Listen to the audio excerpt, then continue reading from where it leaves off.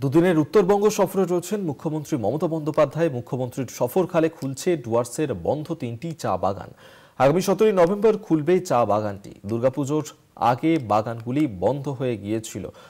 গতকাল থেকেই শুরু করেছেন উত্তরবঙ্গ সফর মুখ্যমন্ত্রী মমতা বন্দ্যোপাধ্যায়। তিনি এই মুহূর্তে উত্তরবঙ্গে রয়েছেন এবং দুদিনের তাঁর এই সফর আর তাঁর এই সফরকালেই খুলে যাচ্ছে ডুয়ার্সের বন্ধ হয়ে যাওয়া ৩টি চা বাগান এবং যার কারণে চা শ্রমিকরা তারা অত্যন্ত খুশি।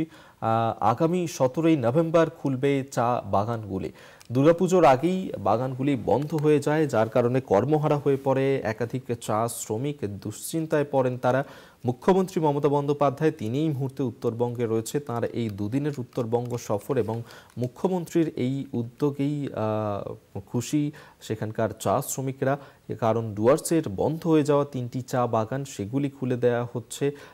মুখ্যমন্ত্রীর উত্তরবঙ্গ সফরকালেই খুলে যাচ্ছে এই ৩টি চা বাগান। আগামী ১৭ তারিখ ১৭ নভেম্বর খুলে যাবে এই চা বাগানগুলি।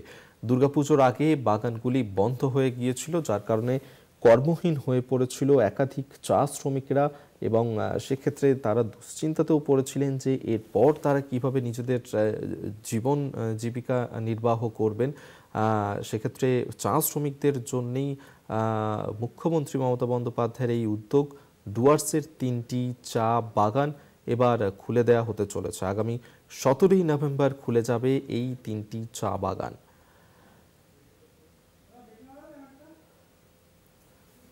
দুদিনের উত্তরবঙ্গ সফরে রয়েছেন মুখ্যমন্ত্রী মমতা বন্দ্যোপাধ্যায় এবং ডুয়ার্সের ৩টি চা বাগান যা বন্ধ হয়ে গেছিল দুর্গাপুজোর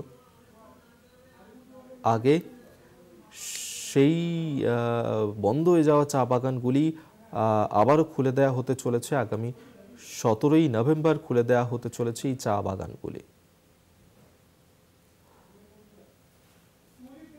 শুভজিৎ দেবনাথ আমাদের সঙ্গে টেলিফোনে রয়েছেন প্রতিনিধি। শুভজিৎ, এই যে ডুয়ার্সের ৩টি চা বাগান যা বন্ধ হয়ে গিয়েছিল, সেই বন্ধ হয়ে যাওয়া চা বাগানই ফের খুলে যেতে চলেছে মুখ্যমন্ত্রীর এই সফরকালে।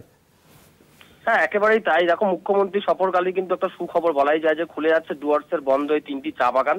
ডুয়ার্সের রেড ব্যাংক, সুরেন্দ্রনগর, ধরনীপুর আগামী ১৭ তারিখ থেকে খুলে যাচ্ছে এই 3টি বাগান।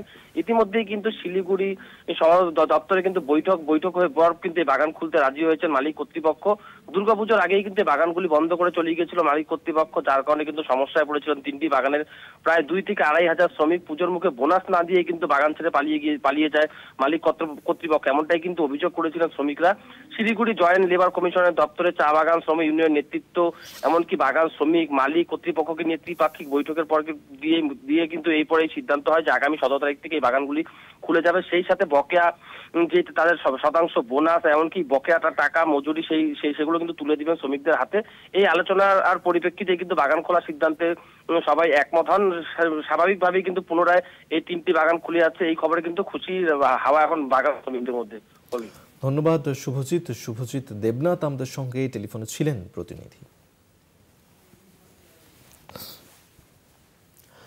উত্তরবঙ্গের চা শ্রমিকদের জন্য অত্যন্ত সুখবর।